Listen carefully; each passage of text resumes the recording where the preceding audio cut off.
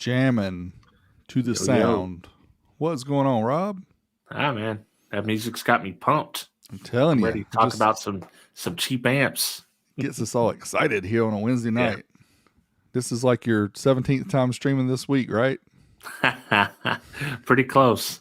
We went out, me and my dude Andy went out on a whim last night, and I hit him up with 5 minutes warning, something like that, and he was a trooper, man. He jumped on and helped out.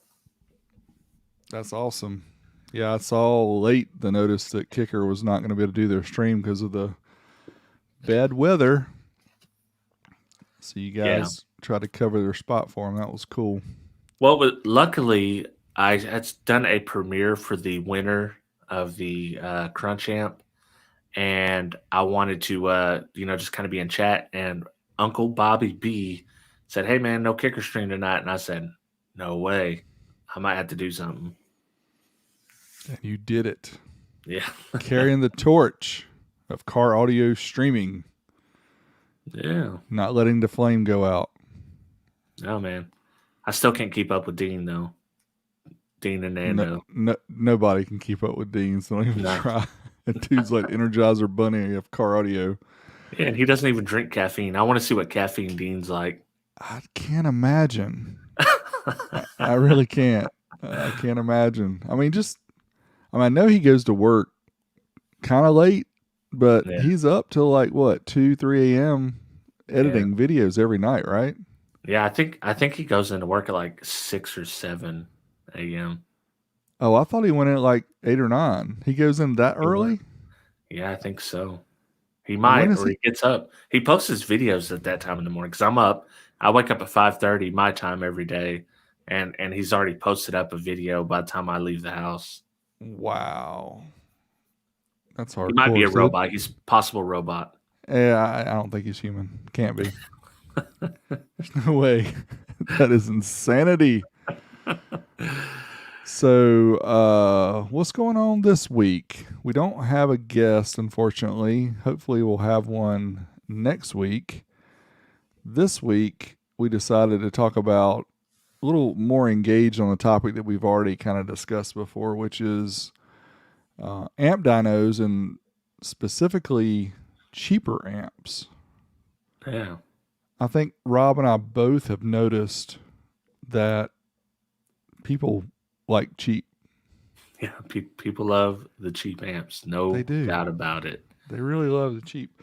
So before we get into talking about the reasons why we think people love cheap, and we're going to get the commenters here on the live stream to give us their ideas of why they like the cheap amps. We'll talk a little real quickly about the modes on the amp dyno, how the amps are set up and all that stuff before they're tested, all that, because there's always questions, and the plans are definitely to make a video separate from any of the other ones showing this whole process, because I know we assume, that people understand how all this stuff is set up, and you never should do that. Yes. You should never assume that people understand, how you're doing this, because all the time people say, what was the gain set up? Did you have the gain set too high? Yeah. I'm like, it doesn't matter, dude. You set it low, you set it high, you're going to still get the same number, but obviously you have to match it to the head unit. So, and you show a lot more in your videos, Rob. You actually show when you set it using the DD1, using your head unit each time. I see that in a lot of your videos, which I don't show that part usually. Yeah. But, so I got a lot of questions. I figured I'd just add it in to go ahead and, yes, I do this every time. Yeah, because, understandably, people want to know, is this guy doing this stuff right? Does he know what he's doing? So, yeah, we know where our head units clip. And in my case, the Alpine I use does not clip all the way up to 35 volume. So I can set it all the way up to 35. However, I found that I don't always set it that high. I usually set it around 32. I like to have a little extra headroom in there and not crank it all the way to the max volume, even though that is the highest output that's clean. I still turn it down just a little bit. And then we use, in Rob's case, the DD1 to set up the amplifier to match the amplifier's input to the output of the head unit. And that's easy to do with the test tone track, and just turn the gain until the little light comes on, and then you're all set up. Very simple to do. So we always do that. Make sure we match the amplifier to our head units. And Rob, I don't know if you've noticed this, but I've kind of noticed this. Tell me if you have the same experience. But with the majority of the amplifiers I test, right about half gain seems to match pretty well to what my head unit is. Do you see a whole lot of flexibility in that when you do your amp test? So the unit I've been using is only 2 volts out.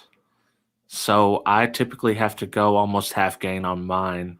When I was using the 4 volt out, I would be maybe like a little between a third and a half.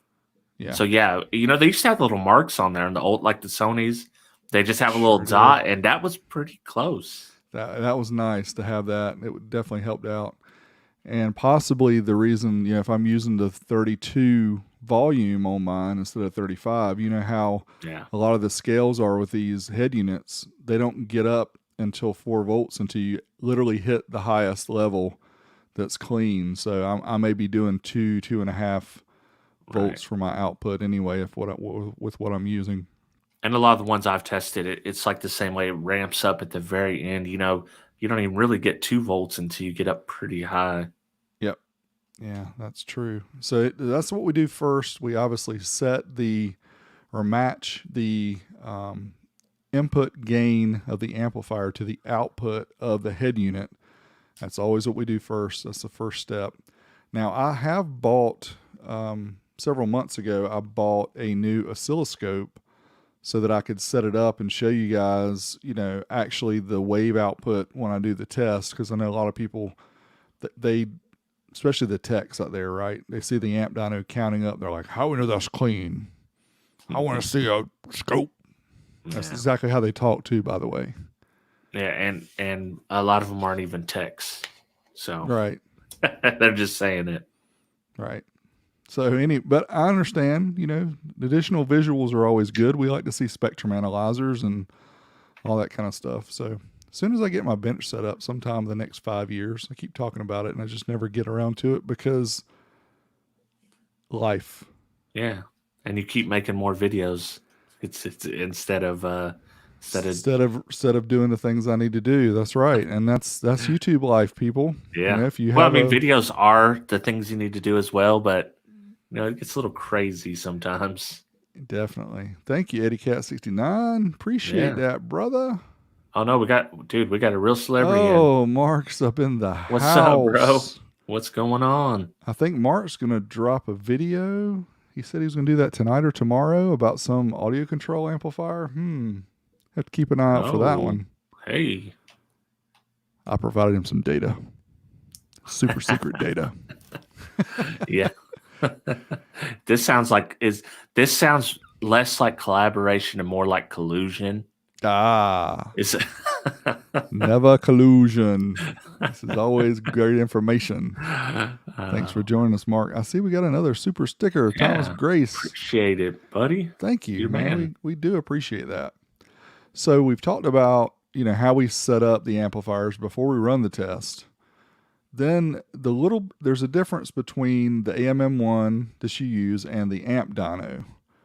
Obviously, the AMM1 is a fantastic tool, and I've talked about it so much about its ability to test amplifiers and do a lot of stuff for relatively inexpensive price. I think $450 is their price when they're not on sale. That's just their standard price. I think so. Right? Yes, that's the full price. Yes. Yeah, so we talked about ways to spend your stimulus money and stuff like this. Hey, if you want to test amps or whatever, it's really cool, but it does so much more than testing amps because it has a lot of different modes on it. But just saying specifically you want to test an amp, the AMM1 is really useful because it actually does things that the amp dyno can't do. That would be testing with speakers. And people love to say, how much power is my amplifier really putting out? And you can't do that with the amp. I mean, you can't do it with speakers with the amp dyno. You can do it with the resistors.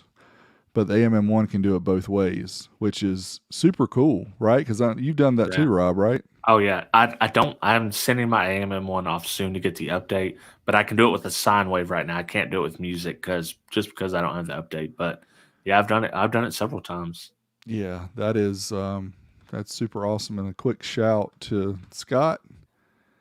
Why do we still have Yeah. 2 volt pre-outs? And amps that don't like above 2 volts. Yeah. Yeah, I mean that's a valid comment there. Right. This is 2021. I would have thought by now we would have had a different connection other than the RCA. Some way to connect up a head unit Right. to a amplifier where we didn't have to worry about the gain or anything like that. But everybody wants to do their own thing. It's just like Sony and Toshiba and Philips and Blu-ray and all these other companies that are trying to do things, and I want to do it my own way. Yeah. Yeah. So we have to stand with RCAs, right? Well, back in the day, I wondered like, why would you want an 8 volt output when your amp couldn't handle it? But now that I've been testing a lot of these head units, I see why you want it, because now you can get your 4 volts at a much lower volume than having to crank it all the way up to the last part of the volume to get your voltage. That sounds like a really interesting test, Rob. Yeah. To take an 8 volt head unit and check the THD at 4 volts and see if it's super, super clean. If it is, then that would probably be the head unit that we need to look for. People like us that do tests, because if we could get an ultra clean 4 volt output, of course, the Alpine I measured and even the Pioneer ADPRS, we're talking 0.008%. It was like less than 1/100% of THD at full voltage. Yeah. I don't know if you can get much cleaner than that. I mean, I showed an older test where I had an actual handheld professional tone generator that was sold on the professional market for pro audio, and its sole purpose was to generate a tone. And I compared that to my Alpine, and my Alpine blew it out of the water at 1 kilohertz, the same tone that the that handheld generator did. Now, the handheld generator was like $500, and that's all it did. Yeah. Alpine's got chiclets, takes CDs, it can play some Mariah Carey. Was that the So 90? much better. Was that a 9900 model? Something? The Alpine that you have? It's a 9815 from the mid 2000s, and the forward button is pretty much worn out, and the play pause button is pretty much worn out, but it's rock solid. So I was going to switch it to the ADPRS, but guess what the ADPRS doesn't have on the front? Pause button. Play pause. Yep. Yeah, you can dig through the 2 or 3 menus to get to it, and it's You fine. push the volume, you go through a few, and I'm like, really? That's But a remote, big deal, man. I can't it is believe it's a huge deal. Yeah. But the remote has a play pause, but it uses a Yeah. button cell too. So then you have to worry about that actually, going dead. But yeah, the ADPRS is cleaner, but that is a huge deal with me. I just need a play pause. I need a forward reverse for skipping. Now, the ADPRS has a USB input though. Then you can play stuff off a USB stick. You can play that without having to worry about a spinning disc. But again, Alpine, I'm going to say it now, and I better knock on wood because it's going to happen tomorrow. But I've had the amp dyno since 2013. So I've had it for coming up on, will be 8 years, coming up on 8 years this year. I've used the same head unit the whole time, and that thing was already 12 years old when I first started using it. So Yeah, they're pretty solid. They typically don't. I mean, the 9709s had some transport issues, but they were already 20 years old at that point. So right. So talking about the amp dyno, what is I know most people understand this, but certified versus uncertified versus dynamic. Do you have an elevator pitch for that? Yeah. So the certified test takes you up to 1% total harmonic distortion.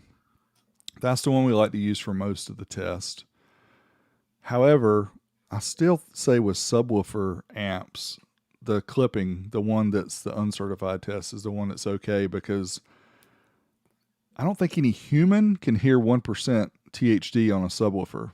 It's like 10 or 15 or maybe even higher percentage before you can start hearing that on a subwoofer, because of the low frequencies it plays.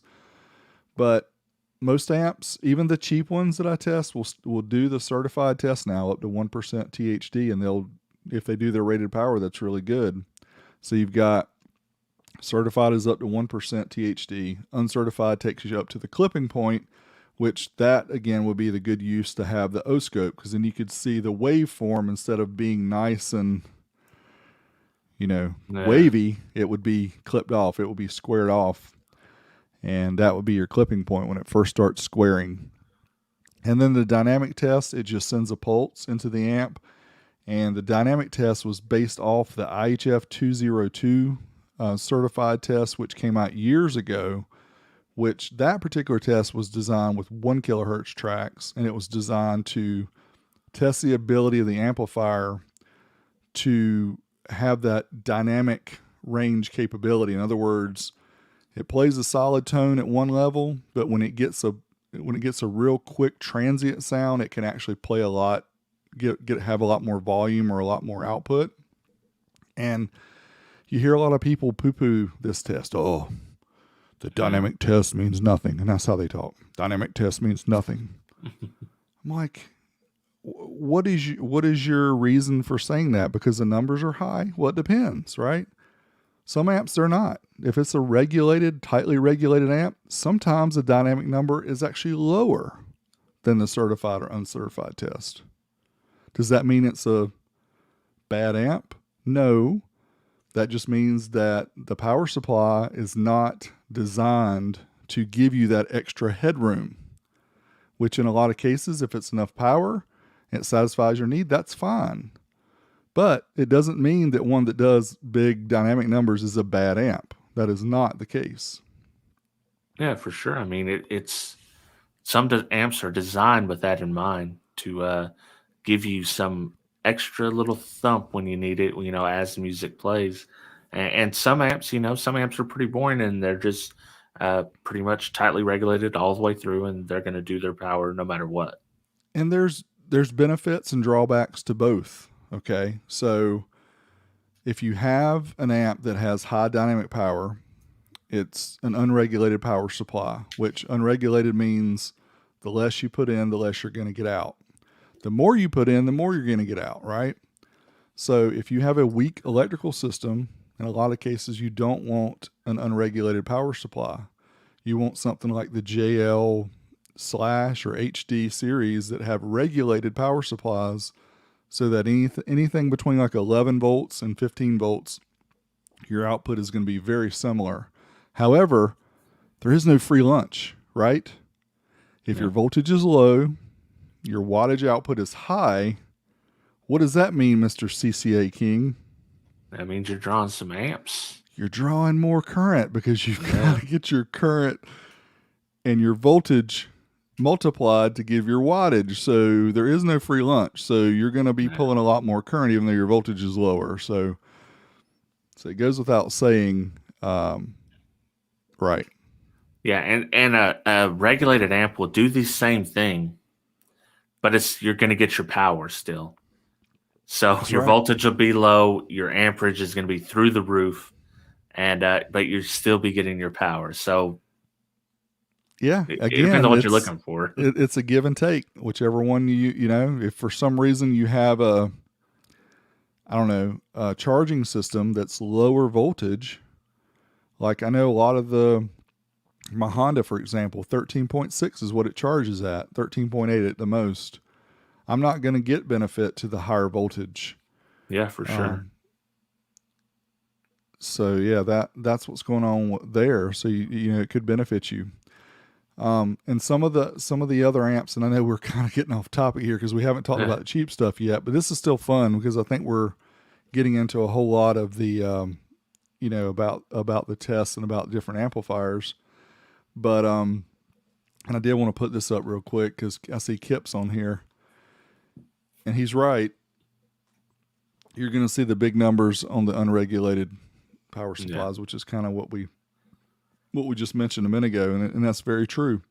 Now, when we say that, we don't want to overemphasize the really low ohm dynamic tests, because those are ones that are fun to see, but Yeah. those are not realistic numbers, and that's why some people do not like those at all. And I can understand that. I don't understand the regular dynamic not liking it, but the really low ohm dynamic, and if it amp won't do anything else, then yeah, that's kind of cheating a little bit, but it's fun. It's still a good Yeah. comparison though to see amp A, B, C, D, what they do at these lower ohm dynamic numbers, right? Or Yeah. tests. So, Well, when you're looking at these three different tests, which one do you want to see? Like, which one matters the most to you? so in my opinion, and the way most amplifiers are rated, especially the ones who are the reputable companies, they're going to use the certified mode. In fact, most amps nowadays are tested 1% THD RMS output is going to be the number you're going to look for. So I would hope that every amp, when they put an RMS number on the amp, that's going to match up to the certified test. It doesn't always. Some of the cheap Yeah. ones may be uncertified, maybe dynamic, maybe whatever. It's because they're not following the standards, right? Some of the Yeah. companies, the Kickers, the Rockfords, the JLs, the MTXs, the other companies, I'm sure I'm forgetting, but there's a bunch, that follow the standard, and they'll actually give you honest ratings. In a lot of cases, they're going to give you a number that's conservative. So if it says 100 watts, then most likely it's going to do 110, 120, a little bit more. And I kind of, I don't think it's good to rate it at 100 and give you like 200, because that's a big difference. But right, giving you a little padding, I don't think is bad, because everybody likes to get a little bit more than they pay for, right? Yeah. Well, I mean, you need a little padding just in variances in building them, because you can't ensure every single amp is going to be exactly the same unless you were very, very, very strict on every process. Right. I mean, most of the components have 5% tolerances anyway. Yeah. So yeah, you have to kind of figure that in, and the engineers are smart. They're not like me. They're not a big dummy. They understand, they have So to include what this. when I'm testing these amps, if I test every sub amp on a 40 hertz track. If I bridge an amplifier at 4 ohms, I test it at 40 hertz because it's most likely going to be a sub. But anything like 4 ohm stereo, and a class A B amp, something that you would typically use on mid range, I do 1 kilohertz. How do you do yours, and how do you feel about using those different test tones? And maybe kind of explain to the people that there is a difference in power when you do that on some amps.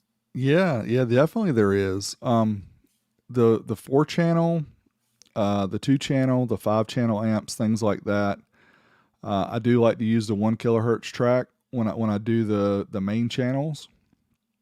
And honestly, a lot of tests, especially the ones recently where I've done the 5 channel amps, I'll do the test at 1 kilohertz and also do it at 40 to show people.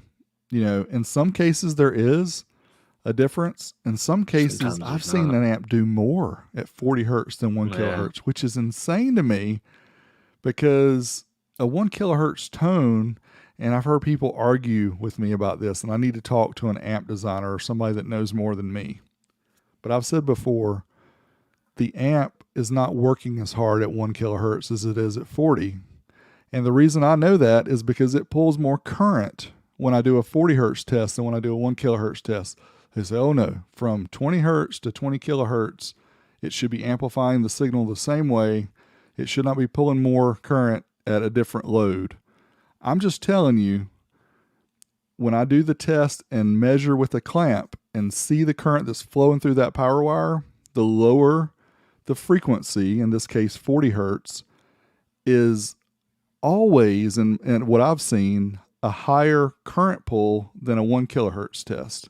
Now, granted, could it be the clamp measures 40 hertz differently than it measures 1 kilohertz and is not as accurate between the two? Could be. I don't know. Yeah. That's something you guys have to tell me. But from the way I'm testing it, it shows that the amplifier does work harder. Now, I've asked Ray Rayfield about this with linear power because he says they test theirs at 40 hertz. I'm like, why not? I mean, at 50 hertz. That's what they kind of certify their numbers with. I said, why not 40? Why not 30? He's like, well, the lower you get, the more difficult it is. And I think he said that. Don't quote me if he didn't really say that, but I thought in my head I remember him saying that the lower frequencies were harder to reproduce. So if anybody is in the chat who can confirm or deny what I'm saying, go ahead and confirm or deny it. Make sure you're an expert. Don't be no back of the room person that thinks you know. I can confirm that it does pull more amperage on my test too, and it typically does, in general, less power at 40 hertz than it does 1 kilohertz. And a lot of amps nowadays, sub amps, it doesn't matter. You can't test them over the 1 kilohertz anyways because they only play up to 100 hertz max. Now, here's something, Rob, to think about with the multi-channel amp, especially the 5-channel amps, okay? So say you're testing a 5-channel amp and you're testing the 4-channel mode with 1 kilohertz, but yet you still have a subwoofer plugged in. Mm-hmm. What if that subwoofer channel only plays up to 250 hertz? Is that truly loading the amplifier down? Think about it. That's a good question. When I test the, I'd say no. Yes. Yeah, I test at 40 hertz when I'm doing the sub channel. I bridge everything and then test at 40 hertz. There you go. So I've never actually thought about that if I'd done it at 1 kilohertz. I can tell you why I've seen the difference and why I know is because the current pull. It definitely, if you have an amp that only plays sub frequencies on the sub channel, because here's another thing that people need to understand. When we test amps, we turn off all the crossovers. Like if they have a way to shut it off and have every channel full pass, that's what we do. We don't want any crossovers involved. If you can't turn it off, we turn it to the highest setting, right? So if it's a low pass at 500 hertz, we're going to turn it all the way up to 500 because we're trying to minimize any kind of interference in the test. But an example would be the JL Audio HD 900/5. Yeah. That one, the sub channel actually goes up above 1 kilohertz. If you look at the manual, I think it says 10 hertz to like 5,000 hertz, which is very odd to me for a sub channel for a 5-channel amp to go up that high. Yeah. But anyway, on this amp, I definitely saw when the 1 kilohertz test, it pulled a lot more current than some of the other amps that I tested that did not have that crossover or that certain frequency range only for the subwoofer channel that was below 1 kilohertz. So you're right. When you're testing a 5-channel amp and you want to ensure all channels are loaded down, you have to use the 40 hertz track for the way we do our test. That will ensure that all the channels are seeing a frequency and loading it down so that you're not getting kind of blown away numbers. I want to touch on one more thing before we talk about cheap amps for the other 30 minutes. So I don't know if you've done this yourself, but I have a bunch of people telling me that they swear their amp does more at 2 ohm stereo than it does 4 ohms mono or 8 ohms mono, 4 ohm stereo. I've tested them both ways, basically just to make people happy. And I'm here to tell you, like, there is very little difference, if any at all, when you do it. Yeah. I mean, it's true. I mean, if you think about it, what it means to be 8 ohms bridged versus 4 ohm stereo, 4 ohms bridge versus 2 ohm stereo, it's the same load on the amplifier, right? You have a 2-channel amp, you bridge it at 8 ohms, that's like 4 ohm stereo. Yeah. So these kind of things are just known. All right. Now, I'll grant you this. If I do a test bridge to 8 ohms and then I do the amp tested 4 ohm stereo and you add both of them up and try to compare them, it's not going to be exact, but it's going to be very close, within a few percentage points. Yeah, and there's always some like variation. You can run the test a lot of times back to back to back and get different numbers every time. Yeah, I mean, that's and I do quite often do that just for my own, peace of mind. I do a test and something is like, well, obviously I run the test usually back to back. That's the other thing too. I do all if I run at 4 ohms, I'll do certified, uncertified, dynamic. Then I'll do Yeah. 2 ohms, certified, uncertified, dynamic, and I'll just do them all back to back to back. And I'll go back later. Sometimes I'll drop the voltage down a little bit and try it again. Sometimes I'll raise the voltage and try it again. And sometimes I'm like, hold on, that didn't seem right. I'll run the test again Yeah. and just verify the numbers, like you said, because you just want to make sure that you're not you didn't get one of those unicorn numbers that you never get again. Right. I mean, and just so people know, we're not doing one test and be like, yeah, that's good. Like everything's fine. You know, a lot of times we're testing several different times and seeing if it's a repeatable result, even though we don't show it because, I mean, the video is already long enough, so we don't want to show 3 different tests at 4 ohms mono. Yeah, and comparing the 40 hertz and the 1 kilohertz tests on the 4 channel and 5 channel amps too. I mean, that's as far as decibel watts, dBW goes, it doesn't make a huge difference between the two, even though one might be, 448 watts and the other one's 428. Oh, that's a big difference. No, Yeah. it's really not, percentage wise. And in addition to that, since we're already kind of talking about the test, I wanted to add in the ones where you show 2 channel tests on the dyno, right? The dyno has got channel A and channel B. Yeah. So when you test multi-channel amps, like a 2 channel amp, I can test each channel individually, or if I do a 4 channel amp, I can bridge it and still test each side individually. People complain sometimes, well, the channels don't match up, Dirk. Yeah. They're not the same. Well, it's true, but you have to think about this. The amplifiers have 2 individual channels, which have individual components, which Yeah. have tolerances, right? So the opportunity for you to have an exact power output on each channel, I've seen it happen, but not Yeah. often. It's No. usually, as far as percentage goes, somewhere between 1 and maybe 2 or 3% difference between the channels. You'll never hear that. No. No. It's. I mean, a lot of times you're not going to hear even 50 watts difference. If you got a 125 watt amp on your mids versus 75 watts, that's hard to discern at times. Right. We have to talk about that scale, of knowing the difference in doubling wattage, to get more output and all that. It's like, yeah, when you're talking, 20 watts, difference between 100 watts and 120, yeah, you're never going to hear that. All right, cheap ants, man. I got the section in here. I said it's for the viewers. This Well, is just yeah, for the viewers. That if an amp does good on the dyno, does that automatically make it a good amp? of That's the course question not. everyone wants to know. Of course not. But, okay. So that's a loaded question. Obviously, it's a loaded question because there's so many different aspects to the answer to that question, right? So what I'm going to do while we're sitting here and I'm describing it somewhat, I'm going to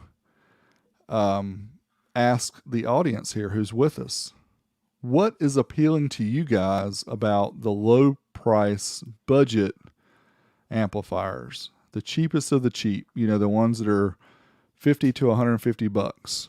What do you guys think? Because we can both tell you that most of you guys love them. you guys love them. I mean, the views are through the roof. This last one I did last week has already got almost 85,000 views. And it's like, yeah, people want, and I think I know what it is. So I'm going to skip around the reason, or I'm going to skip around the answer to your question by giving you some other feedback about this. I think generally speaking, people want to get the most for their money, right? Yeah. And how can you complain about that? Everybody wants the most for their money. Now, there's different ways to gauge value, right? Yeah. If you're 16 years old, you work at McDonald's, you have a very strict budget, and you want some boom pretty quick. you're going to go for the $100 Woody amplifier that I just tested Right. because it's an extreme value, and you know that I've only got $100, and I know I'm taking the chance that there's going to be problems because a $100 amplifier sold to me. I know we can't get into the specifics of how much that amp actually costs to make, but it's considerably less than $100. So you have to think about all the different components that are used in the amplifier, the heat sink, the capacitors, the transistors, the resistors, the potentiometers, all that stuff, and the circuit board. And you're talking, $40 or $50 at the most. Yeah. It's going to have some super, super cheap components. So if you're, just an entry level bass head that wants some bump, I don't see a problem with the cheaper amps. What I would say is there is something to say about your value, right? Here's the way I think about it. When I buy used cars, I buy ones that I know are reliable, right? I want one that I know I'm not going to be taking to the mechanic every other week to get things fixed. So in a lot of cases, those amps or those vehicles are more in demand. So the resale value is higher. So I have to spend a little more. That's just understood. So the cases where you have reliability involved, then you understand, hey, I'm going to have to spend more. I'm going to have to get this kicker, this Rockford Fosgate, this audio control, these brands that have proven over the years that they're reliable. You find amps of these back in the 80s that were made and are still kicking because they were made, quality. It was quality put into it. So this Woody amp in 5 years, is it still going to be working? I doubt it. Maybe 5 months even. Yeah, maybe 5 months. Yeah. So it's all about this instant gratification and getting the most you can for your money. And again, I make the videos, so I probably should stress this a lot more. But the way that I feel about how this works is you get what you pay for. And if you don't suffer the consequences of going cheap up front, you're going to suffer the consequences a lot sooner than buying something that's a lot more reliable and something that's designed to last throughout the years. Right. And I'm always on the fence about this because I test cheap amps too. This crunch I'm giving away, that's an $89 amp that it made its ratings. It wasn't as impressive as the Woody.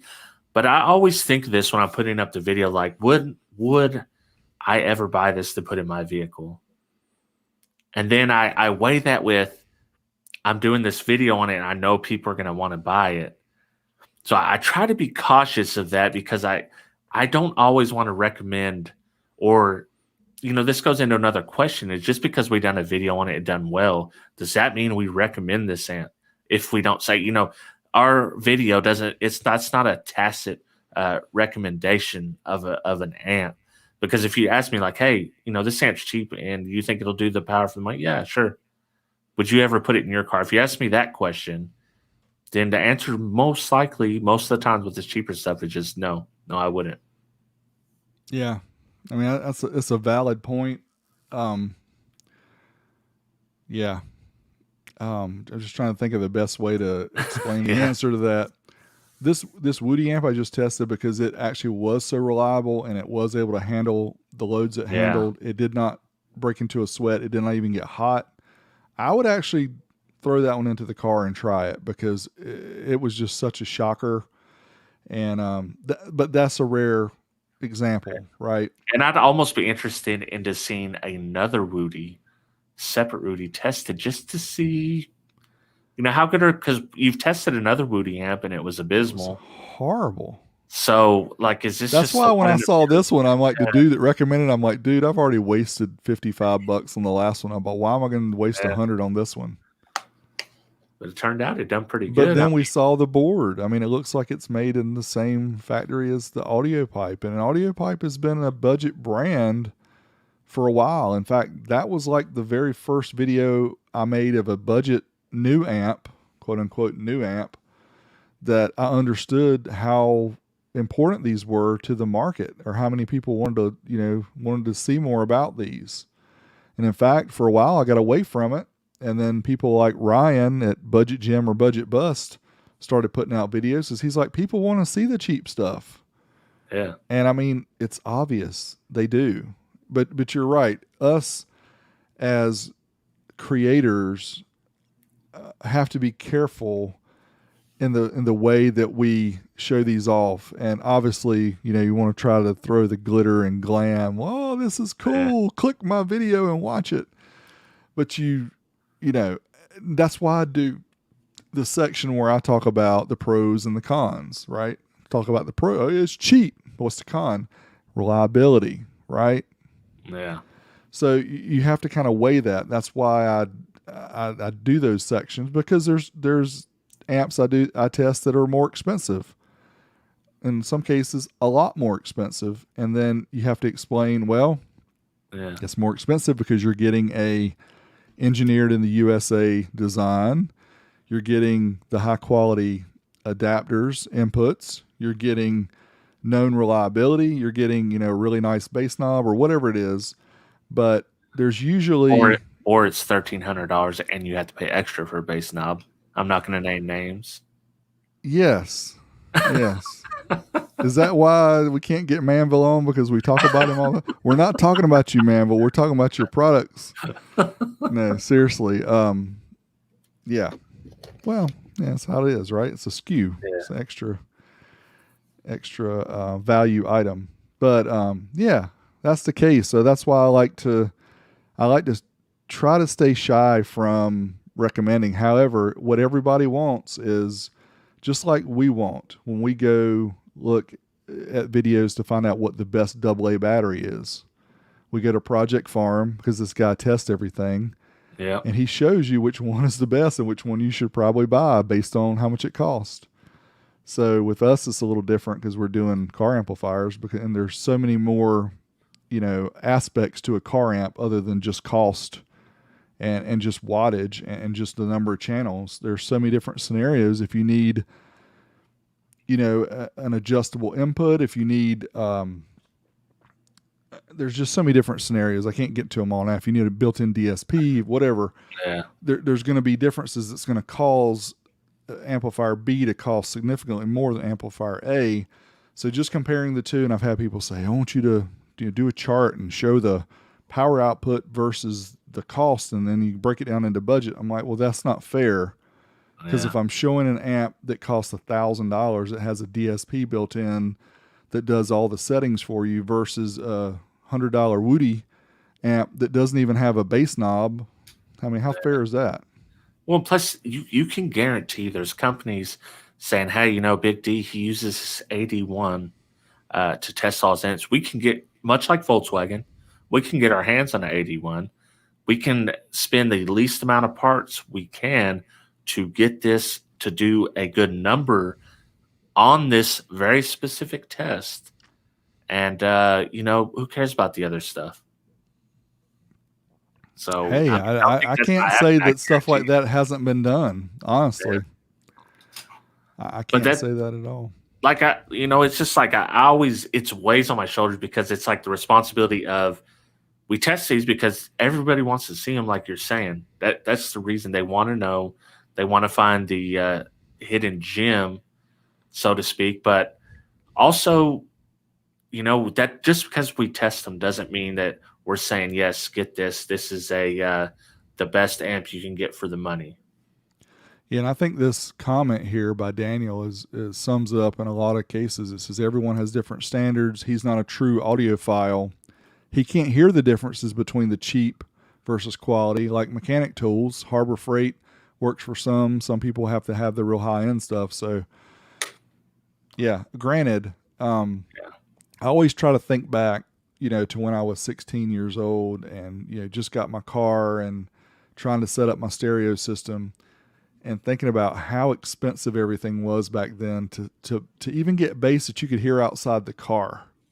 Yeah. I mean, it was so expensive to get a 100-watt amp back then. I mean, just crazy.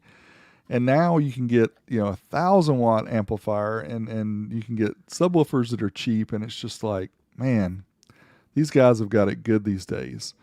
But the environmentalist in me also wants to think that if you're in this for the long haul, you're not just going to be a year in or so, then it behooves you to go ahead and get something quality, save a little money, maybe buy something used,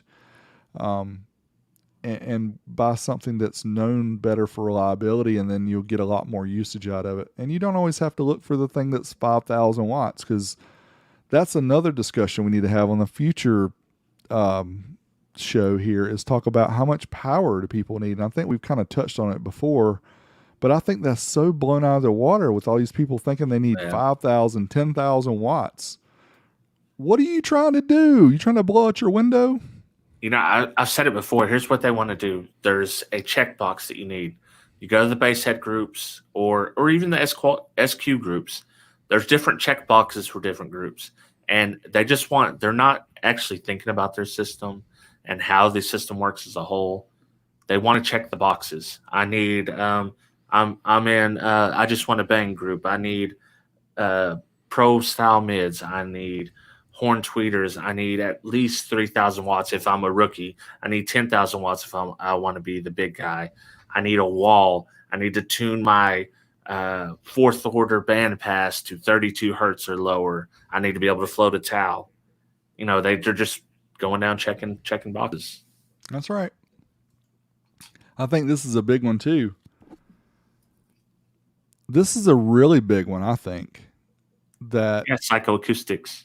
Yes.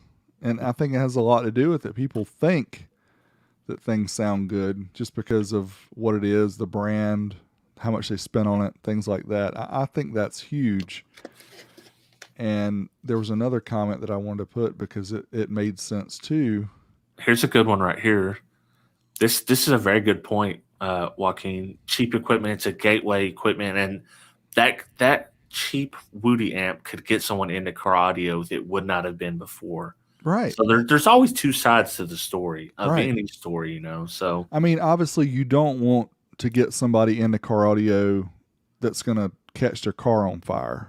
Yeah, timpano. So, but what I'm saying is, you don't want to, get somebody to get the cheapest thing they can get, and then, or use 4-gauge CCA to run a 3,000 watt amp, stuff like that people probably do every day. But you just, if you want somebody to get into it, I think something like and I don't want to say the name again because we've said it so many times, but the amp I just tested, it's crazy. It's so crazy that one. I'm just still blown away. Well, it's hard for us because we did get excited when it happens, So and we're pretty positive guys overall. So we don't want to sit there and say, "Hey, this is a cheap piece of crap," when actually it done its power and it done what it said it was going to do, and like the crunch sounded good on a subwoofer, I thought. So it's hard to sit there and slam when they are checking off the boxes that we're looking for. Yeah, and this is the one I was looking for before that scrolled through because you guys are rock stars tonight and hitting us up with a lot of comments, so we appreciate that. But people need to understand that not everybody can spend thousands and thousands on an amp. I mean, that's granted too, and that's why the budget stuff is out there. But the other thing I would say, which was another comment that came previously, is you have to consider your budget. So I think we're in this instant gratification world right now, where we use credit cards to buy things. We don't save money up to buy things. People want things right now. Yeah. And we've seen that even with a lot of these car audio sites. They have financing, right? So I can't afford a system, but I'm going to open up financing on a car audio site to buy $6,000 worth of stuff for my $2,000 car. Right. And people are doing it because, instant gratification. And if they really had to save the money that whole time before they bought it, they probably wouldn't put a $6,000 system in their $2,000 car. But, he's on point. I think he's that's right. That's why I stopped. Yeah. That's why I stopped. That thing's going to come back in stock and be like $299 or something Yeah. now. But And it'd be like, yeah, people be buying it over a JP23. Can you the imagine? crazy thing is, and I didn't get into this before, but sometimes people wonder how. Even Rob said, "How do you find that XYZ Yeah. brand or whatever?" But every time I do videos, like I'll spend hours going through comments and stuff, and I try to do it at least a few hours a day, or at least an hour a day going through the comments. But I'll have people comment sometime, be like, "Hey, check this out."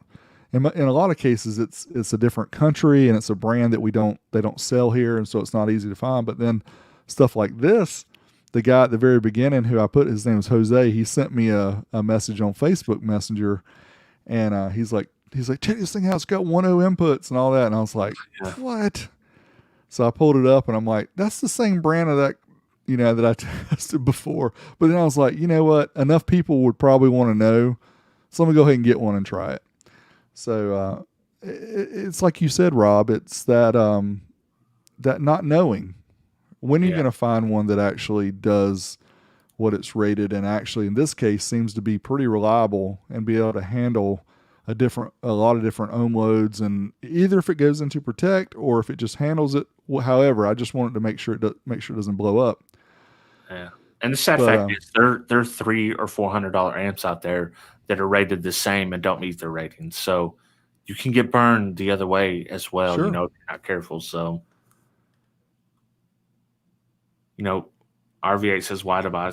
That's a good point. Why buy disposable when you can buy once? But also there's layers to cheap amps. So there's Woody, he and did it then again. yeah, I did it again. I thought about it before I said it though.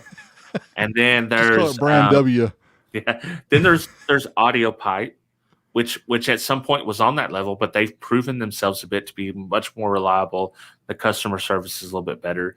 And then you have brands like, and Scar, I would say, is on that same level, although they don't know how to pack amps, but we've seen that from several people.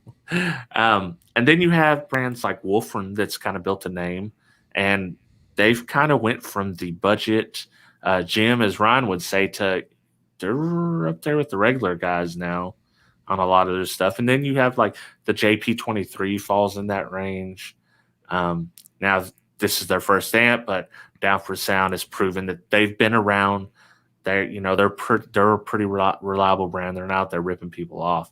And then you have like Kicker, Alpine, Audio Control, and then it starts to go up from there. And then you have Moscone and Gladen and all these other brands, but there's levels even to the cheapest stuff. Yeah, and the industry secret, of course, is some of the higher end stuff that we think is so fancy and so blingy really isn't all that fancy. So Yeah. that's a different show, but I don't want to get people all. Well, we talked about that worked up. last Thursday, when Dean mentioned a few high end brands that had almost all their stuff made in China, which Apple makes their stuff in China as well. But, it's just people sometimes equate China with the cheapest stuff when it's not always the case. And sometimes they equate good stuff that's actually not all that great. Right. So I have plans to do a future video talking about inexpensive versus mid price versus expensive versus, outrageously expensive, just to kind of explain to people, what these different levels mean and what you're getting when you step into each different category. No, don't take it back. Unsign it, Craig. You're Just much don't better sell the than 4-channel, Craig. that. Oh, No, but I think it's confusing for people because there's just it's like going to buy a car. There's so many options out there, and again, it's like a car, but that's a bad analogy because obviously, if you want an SUV or a car or a truck, there's limited ones in each range. But a car yeah. amplifier, there's probably, I would grant to say, several hundred different models of each. Well, maybe not 5 channels, but probably at least 1,000 different models of amplifiers right now, car audio amplifiers. Maybe more than that. You keep popping up with ones I'd never heard of before. Well, Chuck, that's not if you include the little, cheap $10 ones you can get off of eBay. I'm talking about a true car audio amp. Chuck Probably a Miller, thousand. you trying to get ready for the old school SPL challenge? Looking to buy Fultron competition amps or old Memphis amps? There you go. He's looking at it. Yeah, But yeah, so the cheap stuff is fun, I think. But I'm like you. I don't want to sound like I'm recommending stuff like that. But I do think that we run across something that is a shocker. Hey, this thing performed well. And like you said, I don't just do a wattage test on the dyno. I hook these things up to speakers, hmm and you guys see 2 or 3 minutes at the most of me playing back with subs. And of course, you see them flapping and flexing. But I'll yeah, play other songs that I know and that I understand the bass lines and all that. And I can't show that stuff on video because I can't show that type of music. But yeah, I always do that. I'm not gonna sell you guys out by just showing the subwoofers flexing and not talk about when I think there's something going on. I did mention it with this amp particular, the last one, the brand W I tested, is I was like, I did notice a little lack of control there, with yeah. some of the playback. So I did something that did catch my ear, but again, 16 years old, got a couple 12s, want some bump. Yeah. You're Well, not see, gonna you're not gonna know that. and I try to explain this to people. I'm going to change my speakers up, the Sony speakers, for you guys on YouTube, so your eyes can make it sound better. But there is a reason I use these Sony speakers. I've had a nice pair of Kef that I've given away because I just didn't have as much experience with them. Experience and knowing a song, knowing a speaker. I've tested hundreds of amps on these speakers over the years in home, and I know the difference in these speakers. Yes, these aren't the greatest sounding speakers, but guess what? Almost all these speakers are going to sound the same once I put them on YouTube. But I know that people don't think about that, or they only go the first layer of the onion. So I will get some better speakers for you guys to look at in the future. But no, you're going to be hearing those. But no, in the background, I'm going to listen to them on the Sonys, and then when I do video for you guys, I'm going to hook them up to these. Yeah, it's difficult, right? Because you and I know that people can't get the full experience listening at the sound that's coming through a YouTube video versus being there. We know that, right? Yeah, But if we don't put it in the video, they're like, "Where's the sound demo?" yeah, So we have to do it, even though we have to use goofy music to begin with because we can't play copyright stuff. So we have to use whatever YouTube allows us to use, which in most cases is not very good. People, they always complain to me, why are you using this tube amplifier and you're playing back this crappy music? I'm like, I play be back. like ask Viacom, bro. Yeah, They're the ones who exactly. did this. Give me some tracks that sound good that I can actually use. But Yeah, yeah, that's the thing we run into, and Deviant has a good one too. And this has always been my deal in most of my daily driver cars is I want to have power, but I don't want to have to upgrade the alternator. I don't want to have to add an extra battery. I don't want to have to do anything but run a one alt from the front to the back and be able to run whatever I can run. So there's a limit, to what you can do. And I think it's difficult to say, a general number, but I think most of us will agree somewhere between probably 1,000 and 1,500 watts you're pretty safe with on most factory systems before you have to start getting into upgrades as far as your alternator and extra battery, stuff like that. and that's plenty of power for me. I might as well just say it in this video. Like, if you're asking me if I recommend a cheap amp or a KXA 400.1 from Kicker or the Prime 250 by 1, I'm always going to recommend those over this cheap amp. Um, Even though it's less power, I know that you're going to be taken care of by these companies versus, the Wookiee. Yeah, and I was reading through the comments, and Mark's dead on. It is rough being limited. Now, granted, YouTube has added a lot more tracks. Yeah. The problem now is for those of us, and I know a lot of you guys here who are in the chat are actually in our little group that who created that? The one about the YouTube people that we share a lot of information in there. Was that it wasn't Dean. Who created that? Oh, well, DIY audio guy, Justin. Yes, Justin Yep. created that. And that's very useful because what I need to do, and I've posted in there before, is like I need y'all tell me which tracks that are in the YouTube library are good for doing demos, those type things. But a lot of times they'll dump in, you know, I think in some cases they'll dump in like 100 songs at a Yeah. time when they update the library. Well, and then So then plus you you don't have want to to go play what through and everyone else. listen. Yeah, Well, you don't want to play what everybody else is playing. You're yeah, right. But it's if like, there's a decent track there that sounds really good, I would definitely want to use it. But I'm stuck to this, kind of yeah. hokey music that they have. But I They must do have say, some good tracks in there, but it's not like for bass demos and stuff. It's a little, yeah, now I must say now, as much as we're complaining about that, it is much better today than it was just a few years ago because we used to have extreme troubles finding music that actually sounded halfway decent and that we wouldn't get copyright flagged on because people would take it if it was either royalty free or public domain. They would yeah. mix their own track to it and then they would upload it to YouTube and get their own copyright set on it. So I did that craft test. I made a lot of my own tracks, and the scammers, they kind of killed that for me. it was so bad just a few years ago. You guys don't know how frustrating. And I know Mark has probably ran into that too. And I know EXO and several people have run into that issue where you get falsely flagged for something that truly was either royalty free or what they call public domain, which means you can use it anytime you want for anything. And yeah, it's such a pain. Yeah. That's one of the biggest killers in audio YouTube. Yeah, I mean, I don't play music the other YouTube. Well, that's tough. I mean, Yeah. it's tough to find stuff that is any good that other people don't use. But if you can do that, that's great.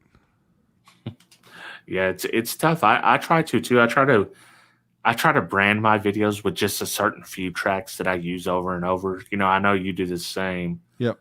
And Well, once you do that, it's you kind of your tone, right? It's what people yeah, expect to hear when you do a video.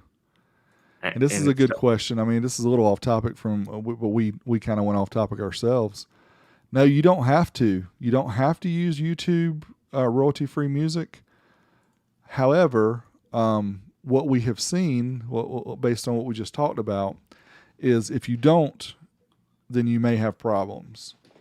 Because yeah, even if you use stuff that's royalty-free, I mean, either stuff that you've bought, or if it's stuff that you found that's not even royalty-free, they call it public domain, which which means anybody can use it for anything. Then you still have that opportunity of somebody actually claiming it in a later date, and then yeah. what do you do then? It's Well, like and then we can't what go. I mean, you interrupt might you, Rob, yeah, but go ahead. we can't go in and edit a video and replay. Well, I guess you can with the editor. You can actually remove it, but it's not easy to go back in and put a different track in there. Is what I'm trying to say. If you ever needed to change it. Yeah, and I've had to delete them and re-upload them. But the thing is, you can get this resolved if it is a scammer. But they may have got 3 months of your revenue, and typical videos they don't. You get maybe a month of play with a normal video, so they may have got all your revenue during that period of time, which they falsely accused you, Yeah, and that money doesn't come back to you. it doesn't, and it's such a pain. That's why most of us don't even go down that road of worrying about doing that stuff anymore because it's just like, now here's the other gotcha with using the YouTube stuff. Say there's a MeTube that comes out. I'm like, well, forget YouTube. I'm going to start using MeTube because I just made that up. Don't try to go there because I don't know what's there. But I'm gonna start uploading all my videos to MeTube, and I'm moving platforms. Guess what? Those tracks that we use, they only allow those to be used on YouTube. Yep. So if you try to use them somewhere else, then you're truly breaking the royalty-free use of those tracks. So it's a double-edged sword, as of most things. Just like the cheap amps, we're going to circle back around. Well, it has its pros and it has its cons. There's a guy called Harris Heller. He has a channel called Alpha Gaming. He does a thing called Stream Beats. It's on Spotify. You can download it. Those are royalty-free across any platform, but they're more background music. So I think once they start getting the more, we use a lot of hip hop tracks just because it goes good with what we're testing. But yep. We need more. We need a bigger market for that. And Brandon Lee says, I didn't mean to do that. Go ahead and do it. Go ahead and do yours again. Just don't monetize. Well, you cannot monetize, but guess what? They're going to mute your video. It doesn't matter. If you use this track, there's no getting around it. If you use a track from, say, something Viacom owns, it'll just be muted, and there'll be no audio whatsoever. And then you'll get a strike, even though it's not monetized. That's right. And that doesn't matter because YouTube's already told us that even if you don't monetize videos now, they're going to still put ads on them. So yeah, I was waiting for that to happen because I was wondering, all these people who are trying to get by without putting the enabling the monetization, they're still going to throw ads. And what I would say, and this is, again, we're jumping around here as far as squirrels, but if you don't like the advertisements and you watch enough YouTube, spend the $10 a month and get the YouTube either Red or what, I don't even know what they call it now, YouTube Plus, YouTube Premium, something. They keep changing the name, but it's totally worth. Rob's allergic to us. Yeah, I know, man. It's totally worth $10 a month to not have to ever watch any ads on YouTube, right? Even if I wasn't a creator, because I think they should give it to us for free because we create stuff and we make them a lot of money, especially all of us together. But yeah, they should give us that. But I would say if you have a problem with the YouTube ads, get YouTube Premium for $10 a month because you get the YouTube music too. You can use on your mobile, and all that's ad free as well. So that's really, in my opinion, a pretty good deal. Not that I have any, get any kickback on that or anything, but I mean, we do. We still get your revenue. We get a revenue stream from YouTube Premium as well. But you don't see any of the ads, so yeah, it's the only way I'll do YouTube. I can't stand the ads either, so I do that. But it's like anything else. You remember TV used to be free, but you had to watch ads.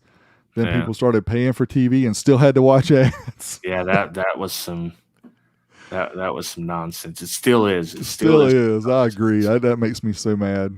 You have to pay that much for cable or whatever provider is, and you still have to watch dumb ads. That's why I DVR everything, fast forward. Some of them will let you fast forward too. Forget that. We don't have no cable around here, man. We got rid of all that stuff. So I was looking.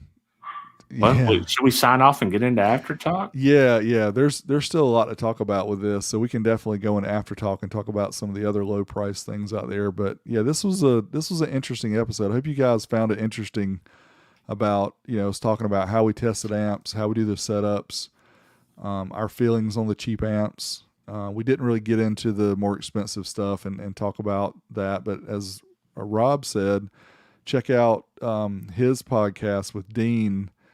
That comes on Thursdays, and the name of it's just Reverse Polarity. Reverse Polarity. It just skipped my head, but check that out because Dean will talk about the way some of the some of the manufacturers you may think are really high end or maybe not so much. But that's an interesting other topic that we could talk about later on this one as well. But check us out on youtube.com/12etalk. We're also here on pretty much every podcast network out there. You can listen to us.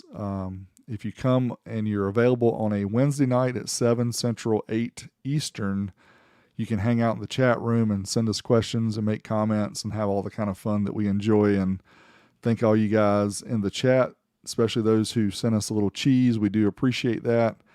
And you guys who are here every week and here checking us out and hanging out with us, we appreciate you as well. So hopefully we'll have us a guest next week. Keep watching Stream King HifiVega because he's on like every single night. No, I'm just on Mondays, Wednesdays, and Thursdays. Except for this week, you're on Monday, Tuesday, Wednesday, Thursday. Yeah, well, I had to fill in. Kicker was feeling a little under the weather, literally, because it was dangerous to drive. So we jumped on. Me and Andy took care of it. It's all about safety. Yeah. All right, guys. Well, those of you who are here in the YouTube land, stick around with us because we're going to talk about some BMX and some other fun stuff. Everybody else who's listening to this on a podcast, we'll see you next week. Till then. Yeah, we out here. We out. Later. All righty. Who's the guest next week? Mark asked. Funny you should ask, Mark. YTBD. Yeah. Oh, or man. I'm trying to think of the other acronym for that. We still be asking. This is, or begging. We need to get Mark back on at some point. He's got so many good things to talk about. Yeah, I want to. Mark? If you're still there, what do you think about Doug? Man, he has been hounding on you and EXO like crazy. I seen that now, so I went through the comments and I was like, let me see if they said anything about it. The joking back and forth and yeah, I didn't see their comments. I didn't know. Yeah, do you guys know, Mark? If you haven't seen, you need to go watch some of his recent videos. I'm sure he's seen it. I'm sure he's been railing on you, man. He's been railing on you hard. Yeah, Mark don't even got a bass fan.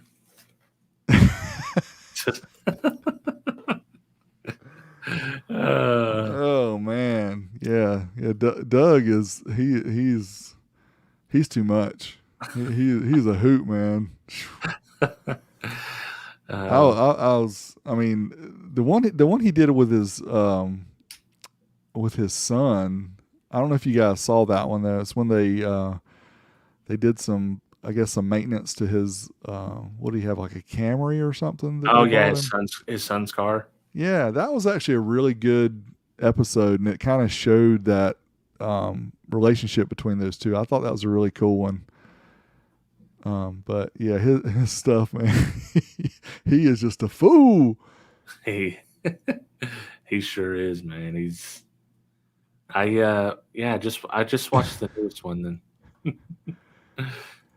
See, and Andy, I think, Doug is just like, he's like just the classic class clown kind of guy.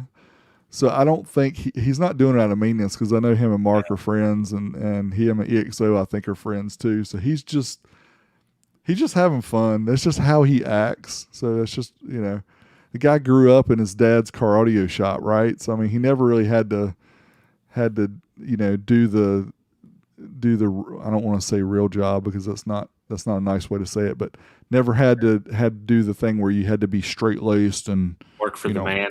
You work for the man. I work for my dad, so I can chill. And I mean, if you watch some of the old Soundmans from way back with him and Alan's brother and all that stuff, those guys were just goofing off all day long. So I mean, that's all he knows is how to goof. I tell you, what, I picked the wrong one. No, I my bad. Oh, you went to exit out. Well, dude, when I watched him paint those originally, I seen him with the fans vented out, and I could see the cars there, and I was like, dude, I hope this paint doesn't get on these cars. And then he posted, I was like, oh man, that's terrible. I heard Doug talking about, I didn't see the video of what he did. So he just got paint spray. Was it on his new truck? He's going to have it clay barred and everything else. So it'll come off though. Yeah, it'll come off. Yeah. But that's a lot of work, especially if you're not doing it yourself. So yeah, no doubt. It's a lot of money. I guess this is Mark's reaction. Yeah. I didn't see anything else posted. I need to get on there and tell Doug to start making fun of me, man. Doug is over jealous. The HifiVega channel. Doug is jealous of Mark's Fab Kitchen. I think everybody is jealous of Mark's Fab Kitchen. Dude, Mark, if you had to guess how much money is invested in router bits just on the one wall, dude, Mark has got the dopest router bit and router setup. It's like my dream setup. That is no doubt. And he's probably got $300 worth of template tape laying around there or better. Gotta be. Yeah. Yeah, that stuff is crazy.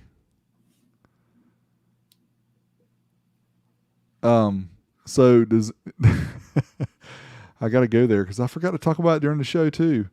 I got a new channel, guys. I added a new channel to my repertoire.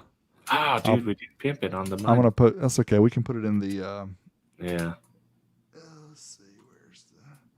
I'm gonna post it down here. I don't. It's so new that I don't have a custom URL yet. I've only got 2 videos uploaded and really only 1 video because the other one's so crappy. But I decided to do a second channel. I wasn't sure what to call it because Williston Audio Behind the Scenes and Williston Audio, BTS, anything like that was going to be too long. So I just decided to call it Willie Williston. Yeah. And it's just an inside joke. But it's not going to be all about bikes. There is 2 videos right now and they are both of BMX bikes, but I've already got some amp tests that I never did a full video on that I'm going to throw over there. So you guys might want to check that out and go ahead and subscribe because I'm going to start throwing up the things I can do really quick, lightly edited. Sometimes I'll just do like an unboxing and it's not something I want to put on my main channel and I'm going to throw it over there. So just so you know, Wheelie Williston. I don't have any channel art or anything yet. I don't even have a little logo. So just have to stick around with me, but I am gonna start putting a lot of content over there. Let me see. You're up to 91 subscribers. Whoop! Oh, I was 84 before, so you guys have already hooked me up. Yeah. Oh, 92. Oh man, you guys are going on. You guys got to check this out. Matter of fact, let me click this real quick. Make sure I do this correctly.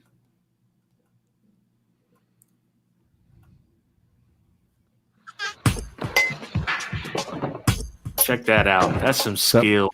That pole was 4 feet. I actually got above the pole. This was like my dream. So almost 5 feet.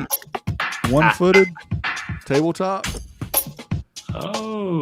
That's a 1986 Haro FST. I was in my teens. I don't remember exactly how old I was. Probably 12, maybe 13. Good one, Dirk. that's my favorite part. That would be Pop. Good one, Dirk. So that's like the most dad sounding thing ever, dude. It's so awesome. Well, you know what's funny is all that riding and we didn't have no helmets. We wore helmets like 1 out of every 50 times we went and rode the ramps. And I always thought, I'm like, man, we probably should be wearing helmets doing this. But I never once thought that when I was we didn't think about it much. No. We hated when we went races. What's the channel again?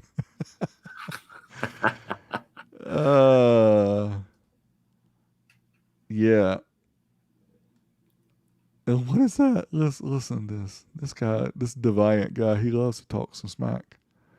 Hey, I won't say that I was great back then. In fact, compared to these other guys that post videos, I was not very good at BMX, but I did have a lot of fun with it. Yeah. Just because you love something doesn't mean you're good at it. Yeah. I mean, hey, 4.5 feet, 5 feet out for me on an 8-foot ramp, that was crazy. But for Matt Hoffman, he did that with his eyes closed. There you go. And then, that's true. Gotta watch it. Oh, so along with that, well, Rob is not sharing. I don't even know if this thing is still out there, Rob. The one I want to share. Did we talk about this one last week or did we not? What was it? The bike. Oh, yeah. On the after show, we did. We did. Yeah. So mine still hasn't come in yet, but I did order one. But you said they're already selling for more now? Yeah. They don't have it. They don't even have it listed on the website anymore. Uh-oh. Anyway, well, I was going to show, but then Rob was joking about the Marty McFly in the future hat, the one that had all the colors on it. Because if Yeah. you guys don't know what the jet fuel is, it's the iridium kind of color. So depending on what color or what side you look at and how the light's hitting it turns colors, either gold or yes, rainbow bright. Thank you. The McFly. comments are coming. But see, this is why we have it Wheelie Williston, because I bought it and I'm gonna put the thing together and I'm gonna ride a wheelie on it and it's gonna be on this channel. So you gotta subscribe so you can see how that works. Because they don't know about chromoly, or they do, but they're Yeah, not. no, it's definitely steel. It's high tensile steel. Mm, we have an audio question. So, I tried to get the really good explanation of what clean D means. And Yes. Steve interviewed Tony, and I talked to Steve. I'm like, Steve, I really, if can I use your clip? Because it would really help my video and help people understand what that means. So, if you go back and watch it and watch that one clip, Tony explains what clean D is. It doesn't mean the amplifier has a cleaner sound. It just means that it has less noise.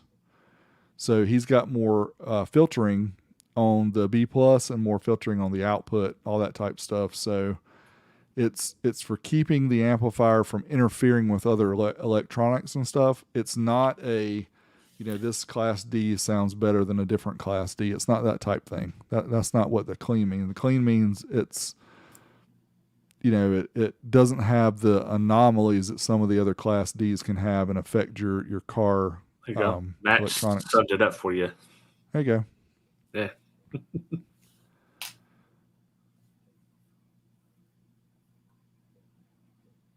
Oh, I have 105 subs now. You guys got me over 100. Ooh, 106 up in the house. Heck yeah, man. Willie You Wilson. guys rock. That GT Pro Performer is pretty dope. Well, I had a lot of comments about the reflectors, and of course, I took the reflectors off pretty quick. But I had just putting the bike together, literally in that video, and when I took the picture, it was up against the blue car. They had an orange color. I didn't talk about it in the video, but they had day glow orange, and they had that blue. And dude, I really wish I'd cut the orange because that orange looked sick, and it had the white tires and everything. But yeah. I do. I've already had people send me offers about the blue one, saying they want it. So this one right here, do they all have? All the big 26 inches have this bend right here? No, they're matching it up to the original Pro Performer. That's how the GT Pro Performers. That was like their signature feature on those bikes was to have that bottom tube kind of bent like that. Yeah, see, I couldn't afford the Pro Performers, so I had the pink Performer. Oh, okay. So I have none of the good ones. Well, I never had 3-piece cranks back in the day because 3-piece cranks cost like half of the price of the whole bike. I think I paid $180 for my Redline Flight cranks. Yeah, and that wasn't including pedals. No, and that doesn't include the bottom bracket or nothing. But back then, I mean, so many people, even a lot of the pros used 1-piece cranks. I mean, you can see the old pictures of Eddie Fiola and Mike Dominguez and a lot of those guys. They used 1-piece. They didn't use 3-piece. But I think they did a really good job with this. Even though it's a 29, I know people say, "Oh, the wheels look too big." It's a 29 inch, but I'm telling you, man, it rides so smooth. It doesn't have the really big tires like the SE Fat Rippers and stuff like that do, that have the really wide 4-inch tires that you can pretty much ride over a curb and not even feel it.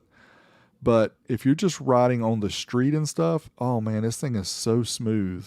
Yeah, those reflectors, you had to take them. I don't like the reflectors and I don't like the brakes. That's the only two things I don't like about this bike. And the tear in the seat is a bummer. Wait, we had a tear in the seat? Did I miss it? Yeah, and it came like that out of the box. But I mean, I think I literally got one of the last ones they had. Oh. And what I don't understand too, and the Haro guy, John Bulgen's the one that they made the video the ride about. He he's big into this too, of course, and Haro is doing the same thing, getting a lot of these retro looking bikes and making them 26, 29 inches and whatever. But I'm always wondering, it's like, why don't they offer these parts, like these stems, For those sure. cranks, all that stuff separate? It's like the only way to get a lot of this stuff is to buy a full bike. Well, And I'm and they can thinking, make so much money just by color changing them. yeah, and having the frame and fork available, like a different Yeah. 29-inch frame and fork like this, and Oh, then dude, I like the GT right here. oh, those are they look like the original Super Lace hubs. I had those back in the day, and yeah, I mean that's another one of those little touches they did that made it look so cool. Yeah, this is a sweet bike. And this one wasn't crazy price like some of the other ones, was it? No, this one, well, it was $600, $599 when I bought it. Which is, believe it or not, people that haven't looked at 26-inch BMXs, that's not a crazy price. It's No, actually that's cheap. I mean, especially for one that's full chromoly. This one, the frame is full chromoly. A lot of the 26 and 29s, the cheaper ones, are aluminum. Like I know a lot of the Haros that are, if you see a $600 Haro versus a $13 or $1,500 Haro, the $600 one is going to be aluminum frame. oh. Sometimes it'll have a chromoly fork, but Actually, I like the blue tires on this too. I think it looks good. yeah, it's pretty cool. The only thing I don't really get, so the graphics are cool, Yeah. but the sticker that's on the very front is like the original GT sticker from the early 80s, Yeah. and it doesn't really blend in cuz that's like the race style GT sticker. And of course the bars here are a little bit too short height wise for me, so I got some taller bars which I show in the video that I put on. And I like the grips. Like these style grips are always been my favorite, the mushroom style. Yeah. But I But like the there's ones that need have for that little flange, give your similars hand something to hold on to. yeah. And a lot of them don't have layback seat posts because of the geometry of them. Yeah. But this one actually does have a layback. But man, those brakes work super good, even Do though you think? these are cheap. Oh yeah, they don't work as good as the disc brakes, but they're pretty close. I mean, it'll. When I was doing the wheelie, I don't know if you could hear it, but it was like almost locking up every time I was just feathering the brakes. Wow. I like the tire design too. It's kind of a Yeah, throwback. those are Yeah. SE tires because SE has made so many of these big bikes that they've got a lot of the market with the tires and stuff. But it's so hard to find even the tires aftermarket for these bikes, and they're so expensive. The tires are like $30 a piece. Well, you know what sucks is the anodizing on these Mm-hmm. pieces is just a little bit off from the rest of the blue.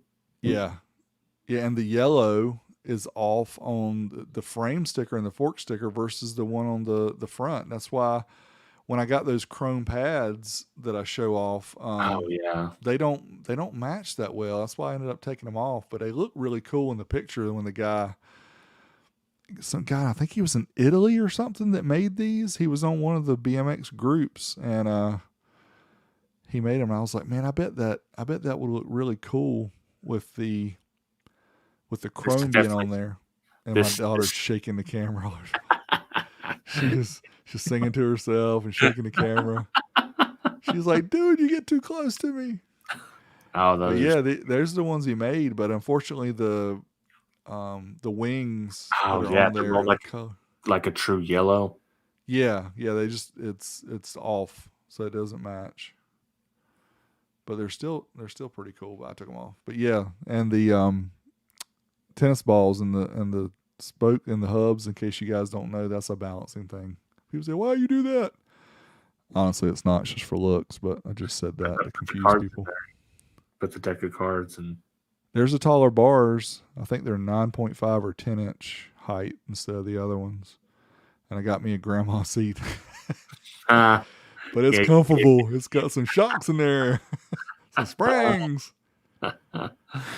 oh, and the tennis balls. Oh man.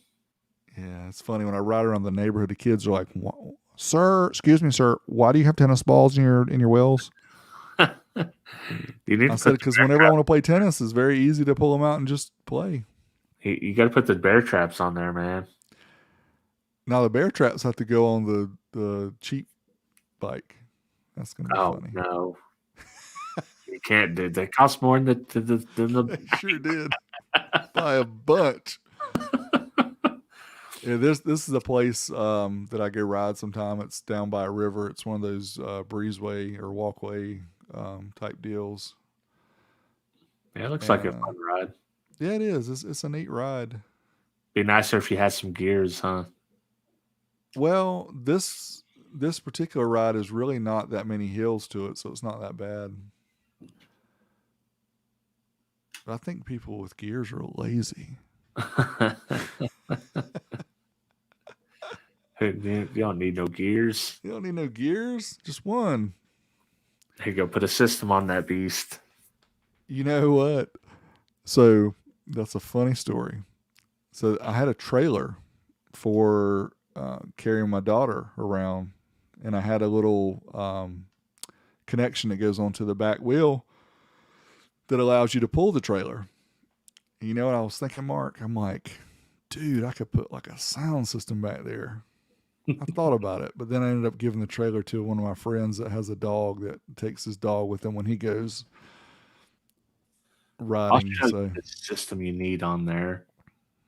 I've got it pulled up right here. This is the system you truly need on that bike. Tell me I'm lying. what I was thinking was when they showed that kicker stuff that mounted onto the mounted onto the bars like on the boat. I was like, dude, you could put those on your handlebars. Probably hard to ride a wheelie. You could do it. Who didn't want a Lasonic back in the day? Yeah, a Sonic for sure. It's only $300, man. Buy it now. No, there's these 29s that got so much room right there on between the top tube and the bottom tube. You could put you like a subwoofer down there and probably like some lithium batteries Yeah. and put you one of those little amps like that little Kenwood or one of the little audio control amps or something down there. Yeah, you could do quite a bit. You Yeah. just need one battery. Throw a Titanate in there. Titan 8's 8 pounds. That would already make the thing.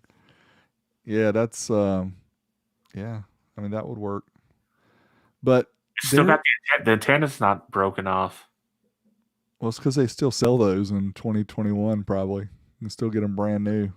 Can you really? Stores outside of Brooklyn. Oh, You dude. call them up and they'll try to upsell you. They won't have anything in stock. No, I'm just.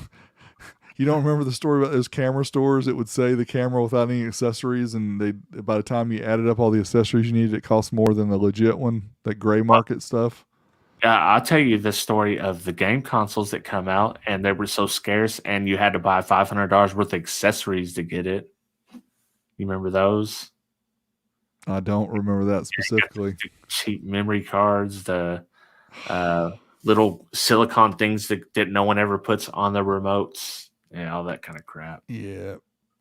Yeah, that's no different than just gouging people. That's all they're doing.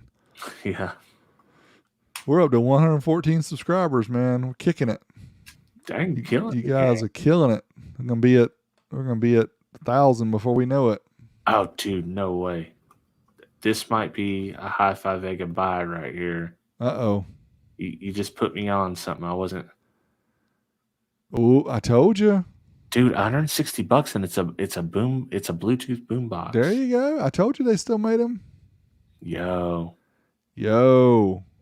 Video right there. YouTube money comes in on the 21st. HifiVega. Gonna do a Hi-Fi Lasonic. That's pretty dope. Y'all don't buy it. Gotta make one like Mark made though, because the one he made sounds so much better than that, and his is. But I mean, the only problem about using car stereo equipment is those things are so freaking heavy. Yeah, you can't like put it on your shoulder like the kid with this one. Plastic buttons, colors. Where's the VU meters though? And it looks like it's got an analog tuner. Really? Yeah, I didn't know they. No, okay, there's a digital tuner, but what's the little analog thing up there above that? Is that like a TV frequency or something? It's a sticker, dude. Look. Oh, well, I need some What's this? VUs. Come on, people.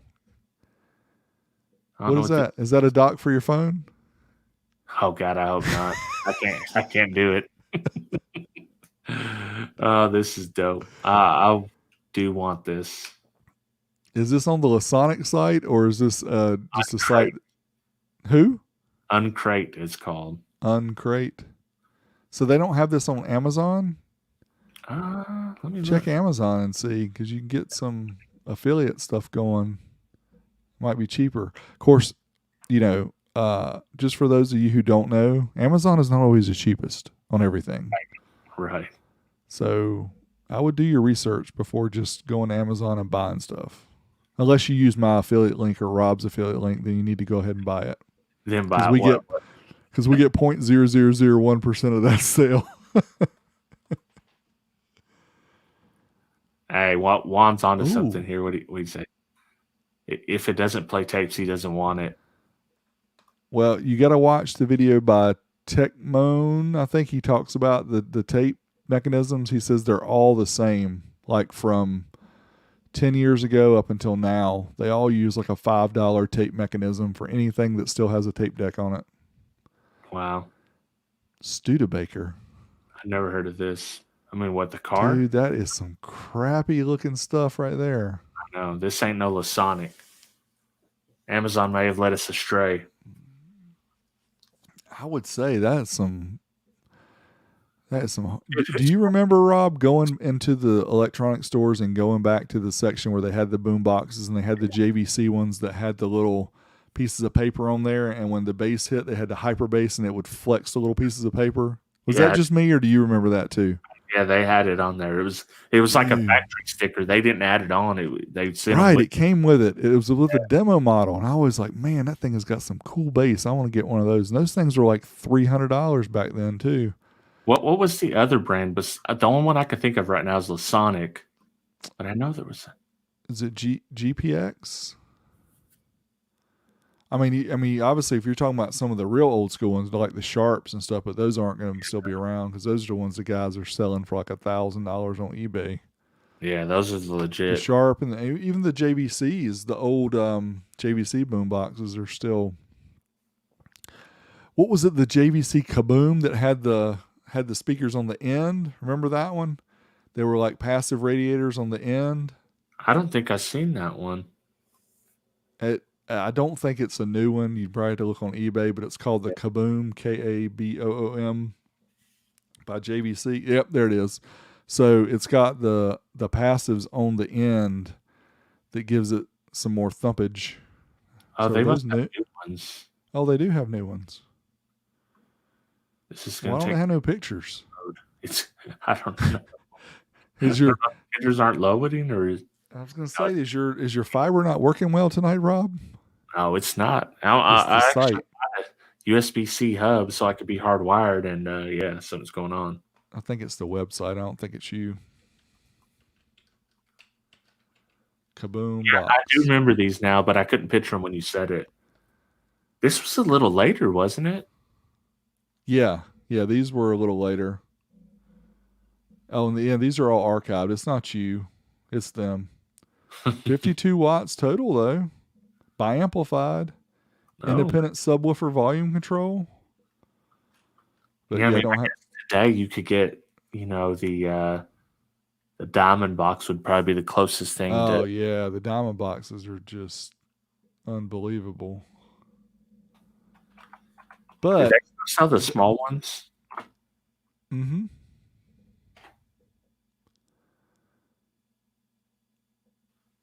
Yeah, look at that one. $2,000.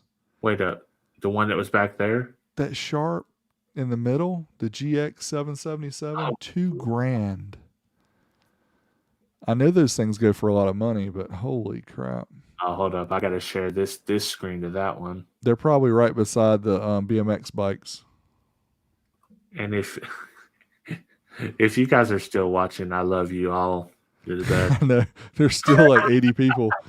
They're probably, what? Look at that. Dude. You know those speakers have got to be dry rotted. Oh, yeah. They're gone. I wonder what he said seen about it. That thing is got to be like from 82, 83, something like that. Look at the shipping. Where's it coming from? Wait, how much is shipping?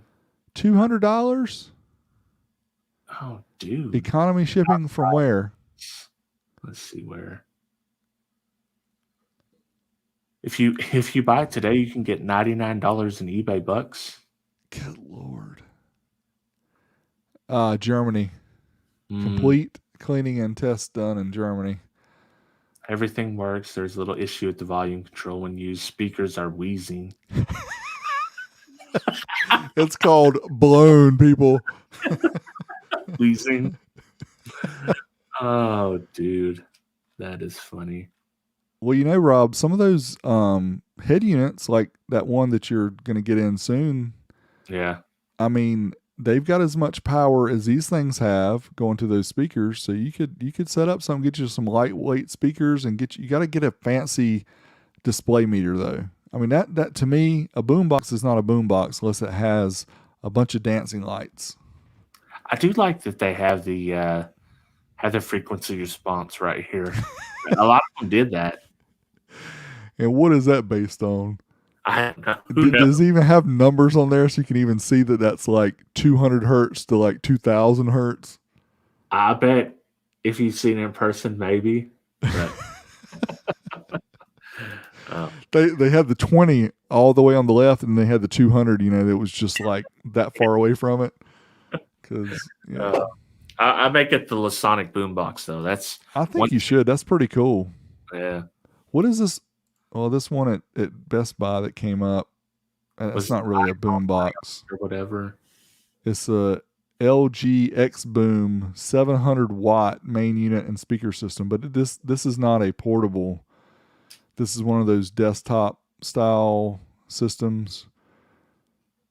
But it's funny because it has the standard little micro speaker system, and then beside of it has a subwoofer, but the subwoofer driver is not any bigger than the other two. I gotta show you. Over on it. Yeah, I gotta show you. Hold on. Share it. See what I mean? Wait out. Let me solo lay out that one. Yeah, it's just the same size, but it's just got a crossover on it. Yeah, that's junk, man. Look at that. Yeah. Hey, but they were listening to us about that volume knob. Check that out. You're not going to miss that volume. That's all it has. Yeah, exactly. Oh, he is right. Yeah. See, it's YouTube money and it's a write-off, especially if you use it in your videos. So do it. That's a good one. Need some write-offs. That might be your first million view hit to test that Lasonic boombox. What you're gonna have to do is figure out how to open it up and then test the amplifier. Ooh, I'll definitely much power. F that warranty. It's probably got nothing in there. Oh, I bet the amp's only probably like 2 or 3 watts per channel. It's probably going to be even hard displaying it on the AMM1. It doesn't need to be that loud when it's right by your ear, I guess.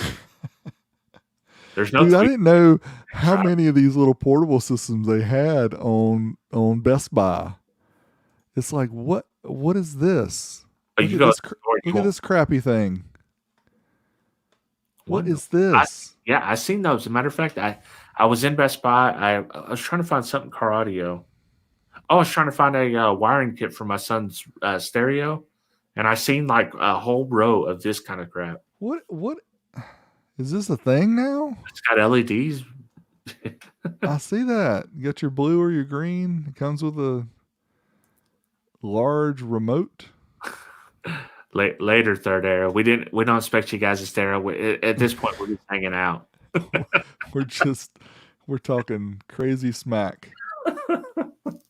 This, if you guys don't know, this is basically what we do in our little group chat, pretty much every day. Look at this cool thing. Remember this? Yeah, it's all fun. Hey, aren't these the Rockville? Oh, LG makes some that look. Oh, well, it did take me to Rockville. Look at that. Rockville got the ad going. You have a set of these, so it looks like a big woofer, but that's literally like a 5-inch woofer or something on the side. I've got one. Not where did I put it? I got the little one. I've got the little one somewhere. Uh, the little $50. Oh no, this one's got tens, 2 10s. So this is actually a bigger one. Oh, this is the tower setup. Those, these are like the old Definitive Technology. I say Yeah. old, they still do. I think they still make speakers that have the subs on the side. Silk dome tweeters, 4-inch full range drivers with polypropylene cones, rubber surrounds, and bullet dust cap to give you incredible loud and clear sound. You sounded just like Rockville Mike when you said that. Hey, they built in Class AB amplifier with audiophile grade sound quality. Maybe we should do like a show late at night, and it could be like those infomercials used to be. Yeah. And the only thing we do is point people to stuff where we get affiliate sales on. Watch the numbers count up. Come on, you guys, buy one of these right now. Just call it the White Van Show. That's right. The White Van Audio Expo. You can't go to those things anymore in your town because they don't have them available. Right. COVID canceled all that too, even if they did. The ginormous Samsung house speakers. I remember. Do you remember the ones that they actually had like carpeted boxes? They would sell them at like rent to own and stuff, and they'd have giant like the dual 18s. And yep, you could get them for like $50 a week or something, whatever the crazy price was for the rest of your life. Like, yeah. It's like you end up paying like 17 grand for these speakers that cost them like $100 to make. Mm-hmm. And I think they were making those. That's funny. It's probably the guy down at the flea market. I'm not trying to do a bump though. That's really all that matters. That is the ever standing question. Yeah, that's you need to update the Will. That'd be the classic, the bestseller Wilson Audio Lab T-shirt. Yeah, I do need to do that. Even a hat. Yeah. Oh, here's a Sharp 100-watt boombox that costs $200. It's got the speakers on the end. Let me show you this one. Brand new I think one. You saw it though.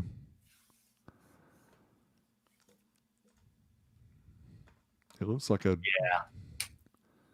space age. Yeah, see, back in the day, they couldn't do stuff like this because they had to have slots for CDs and tapes and stuff. But now we don't need all that. So yeah, that looks kind of whack. It looks like it got a big top, a big booty, and a skinny center section. Yeah. 36, 24, 36. Are they detachable? They might be. I don't think so. Have you seen this one? Here, I'm going to stop sharing.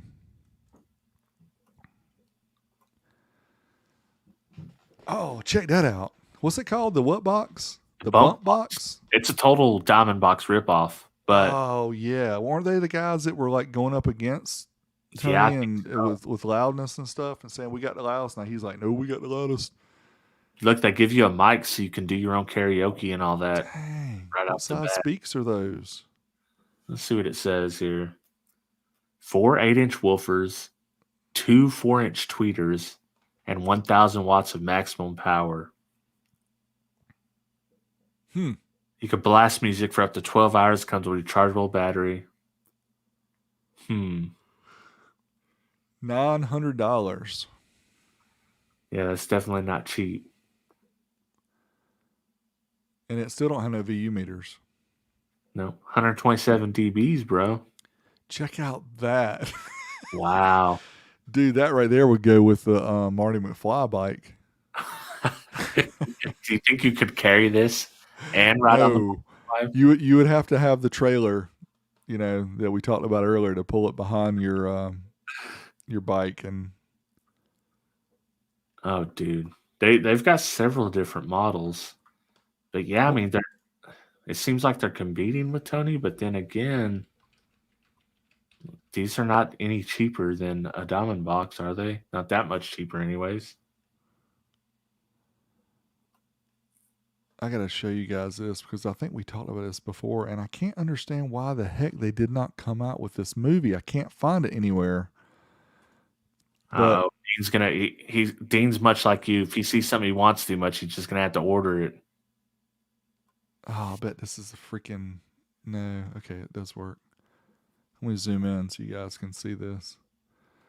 So there was this supposedly this short film that was made about these guys in Queens that did this crazy stuff to their bikes. Look at that. He's got 2 Memphis Audio subs at the top and 2 some other brand at the bottom. They're probably tuned differently.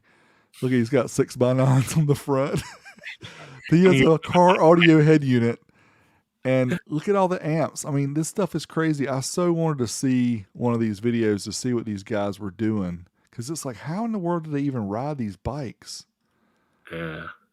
But they never made it available. And I've never been able to find it like a download for it or anything or even watch it. Because what's up with that? Why are they keeping us away? But it was in one of those, what do you call it? Those film festivals or something? Yeah. They showed it, but I was like, somebody needs to release it. I want to see this. Made in Queens Film. I don't think the website works last time I went. 403 Forbidden. See, that's a shame. Yeah. We should do our own. Am I the only one that wants to see that?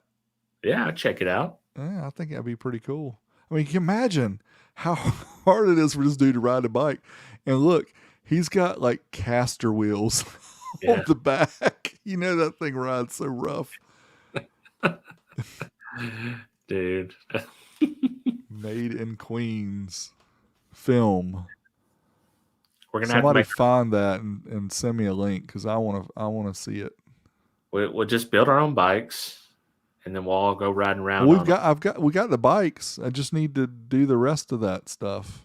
Yeah, and I want, even if I have the same speakers, I want different speakers in each part of the box. Well, you got rid of all your Titan speakers, but that would have been perfect. Dude, that would remember because they're lightweight too. Dude, but that box was not light.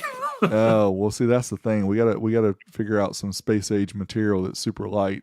You know, that you can get your thump on without making it weigh several hundred pounds. Now, Dean, we're gonna make you carry some on your shoulders while you're running in your toe shoes. You're gonna have to carry the sonic boombox, I guess. Unless you're gonna be like Kip and have a battery pack in your pocket. Yeah, Kip, that's what we need to do. We need to get Kip to recreate his loudest system that he made when he got it on the school bus and rocked everybody out. And if you guys didn't hear that story, you got to go back and watch the kicker episode, or either I think it might have been on one of the episodes we interviewed him. He talked about that too. Yeah. Yeah, he talked about how he got into car audio, and that was how he got in. Oh, he couldn't help himself. He couldn't help himself. All right. Oh, that's the Branch 5 Live has it here. Iowa boomboxes. Yeah, those were good ones back in the day too. I think they still have that new one that that's like $300. That is on. I think it's on Amazon. Who made the TDK? Do you remember the one they made?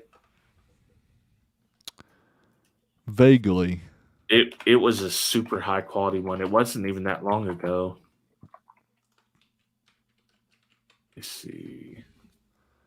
Yeah, the Iowa is the Exos 9, and it's now $319. Thank you. Price hikes across the world. Oh, Lord, these things are expensive now. I'm gonna share my screen so you can check it out, but they weren't this expensive when they come out.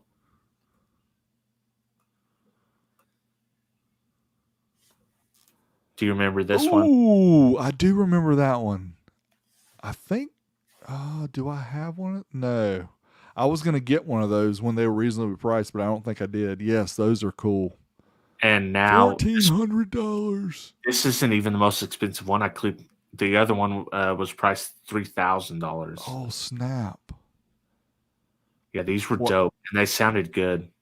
I bought one of what was the first Apple one they did that was I don't know, it wasn't really portable because you had to plug it into the wall, but what was that thing called? The one that you set the iPod in the little dock on the top, and it was actually a full Was full it an Apple range. branded one? Huh? It was an Apple branded one or a TDK? Yeah. No. It was actually an Apple speaker that had a dock on the top that you put your iPod on, but it was like the Look at that. size of a big center channel. Hmm. I Yeah. can't remember what it was called, but I've got one of those and I've got it wrapped up because I think it's gonna be worth something one day too. It probably will. Most Apple stuff is. This box was so clean. I remember when it come out, I wanted one bad. Just never got Yeah, it. I can't. Wow. Yeah, I remember those. I definitely remember it because I had the same thought. Those were cool. I think they were about $300, right? New, something like that. Yeah. They were in the price range where it wasn't an impulse buy, but it also Yeah. was $1,400. Yeah, it's one of those. Do I really need that? No. Do I really want that? Yes. Am I really going to buy it? No, kind of thing. Yeah. Well, the one Andy showed off, some of the older kicker ones. I've got one of the kicker, the IK502, I think, and it's the one that's got the little dock on the front for the iPod. And Yeah. it's got the square passive sub on the back. That thing gets down. I haven't heard one actually. Yeah, I have to let you listen to it next time you come because I've got it. I put it back in the box years ago, but that thing. I want this. Have you seen this? Ooh. Dean done a video on it. That thing is sick. I do want one of those. How did he do that little fancy character there? He enables some. You use some copy pasting, or something I don't know about your keyboard. He's on the internet every day. He knows things we don't know about. Mac life. Show a picture of it. I want to see it. Yeah, it's IKEA stuff too. Oh, that's right. The IKEA one. Yeah, I do remember Dean's video about it. Yes. Yeah. Oh Lord, what did I type in? Glad you won't share your screen for that one. I'm very glad. Wait up, did I misspell that? Do I need to let your wife know that you accidentally typed something in wrong? He already knows I've done much worse. Let's see. It's on Crutchfield. Oh. Let's pop her up here.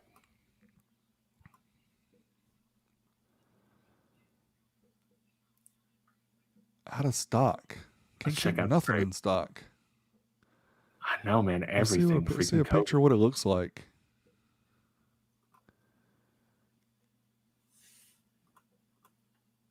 It looks like a square box. Yeah. Oh. Well, there's the controls. Oh, okay, there it is. So it's got a soft dome, and it's got is that a 5.5 or 6.5? 5.25, 6.5? I think it's got a couple. Ooh, it's got 2 tweets. Yeah. You can get these tweets from Parts Express. They look like they look like ones from Parts Express. Yep. How much this thing cost? $300.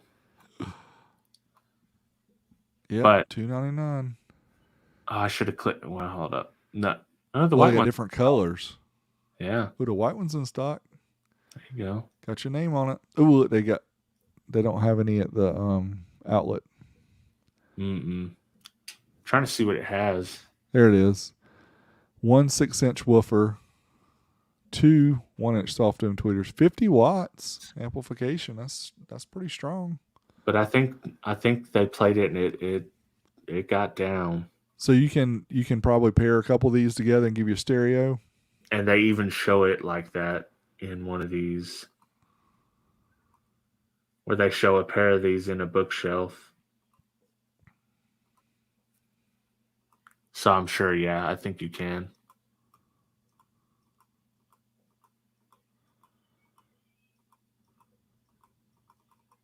Nope. They didn't show the one again. Did you buy one, Dean, or did you just test one and send it back? It says you can pair 2. I see him say that. Yeah, it's pretty cool. Oh, here you go. New video out. He dropped it. Yeah. Instead of watching us shop for stuff that we're probably going to buy later on. After subscribing to Willie Williston, I'm sure, he went and dropped his video. Yeah, of course. Of course, Dean has it. Did you Oh, okay. have more than one? Fernando probably wanted one. Dean's like, nah. It says Morel on it. You know where it's going.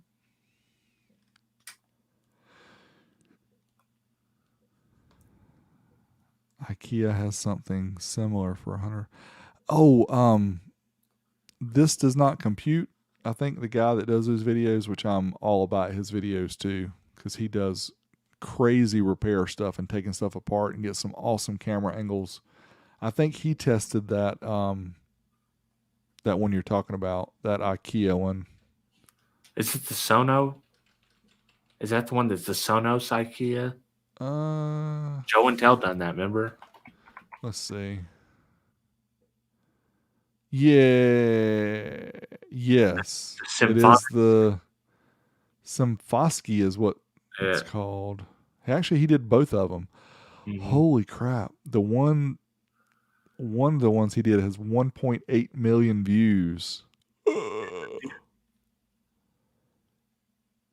If you guys haven't seen his, if you like anything like the old retro audio equipment and computers and stuff, this does not compute. I recommend subscribing. He does his shots. He just spends so much time getting the best shots in his videos. It's impressive. Another recommendation after Willie Williston, of course. And I think you can use those. Hey, I'm not talking to you, Siri. Stop. I think you can use those in conjunction with the other Sonos stuff and do like a 5.1. Ah. I think that's a video Joe and Tell actually done. You know, this is why his video got so many views, because this is his title.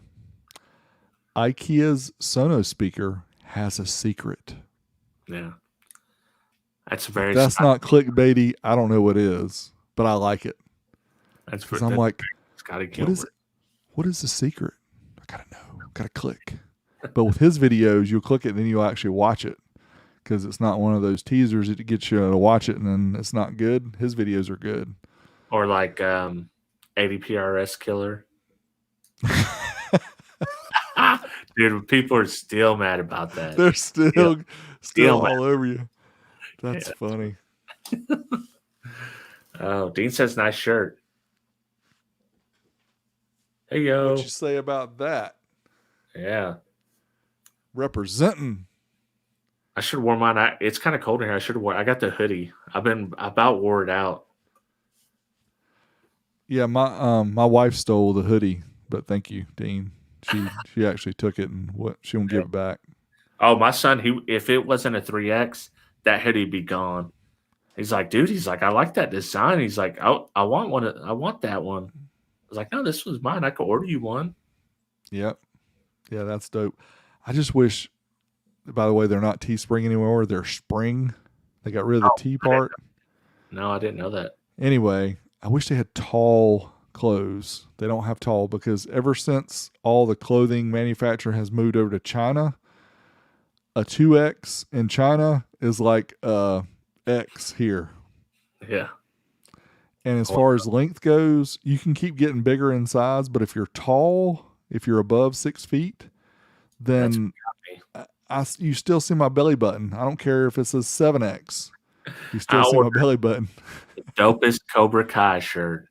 And dude, when I got it, I was like, oh my God, this is like high quality. And I ordered because it was coming from China. Or no, it was coming from Japan. And I was like, well, I need a 3X. I'm going to order a 4X. Dude, like the shirt fits fine, but it's about this much short. Too short. Yeah. I mean, I've even ordered tall stuff before that wasn't even long enough. And I'm like, what are these people thinking? What does tall mean? It needs to come down. Tall is 5'10". And I guess. Sweet. Well, listen to audio merch. Yes, sir. Thank you. Joaquin must know this secret. You got to watch the video. Yeah. Oh man. All right, guys. We have been rambling on, and still 66 of you crazy fools are still sticking around watching us drool about videos and boom boxes, and all kind of crazy stuff. We could go on forever, but we're not going to put you through the torture and pain. I'm leaving it all in for the audio listeners. That's right.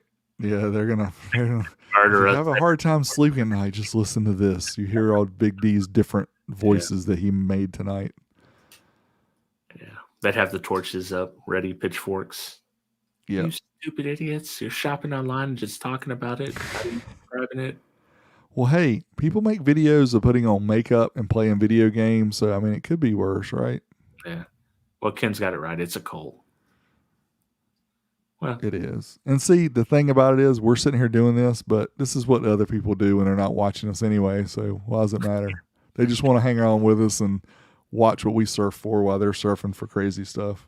And they probably got this in one tab while they're searching other stuff as well. So, well, like I said before, we talk about the days with the magazines and how great they were and all that stuff. But dude, we did not have the information available anywhere near that we have today. Yeah. So I appreciate the stuff that's available. That's definitely what happened in the after show today. We didn't add anything new, so we were just chilling. This is what we were probably been doing something like this anyway. So, all right, guys. Thanks for hanging out with us again. We'll be back next week with hopefully a guest. If not, we will find something to talk about, and it'll just be Rob and I. I'm sorry you stuck around so long, Mark. I'm going to watch your video before I go to sleep. We're going to go watch Car Audio Fabrication right now because I think it's probably an audio control video, I think. Go check it out. 5 channel, I think. I looked at it. I think it is the 5 channel too. Yeah. All right, guys. We'll see you next week. Peace out. Later.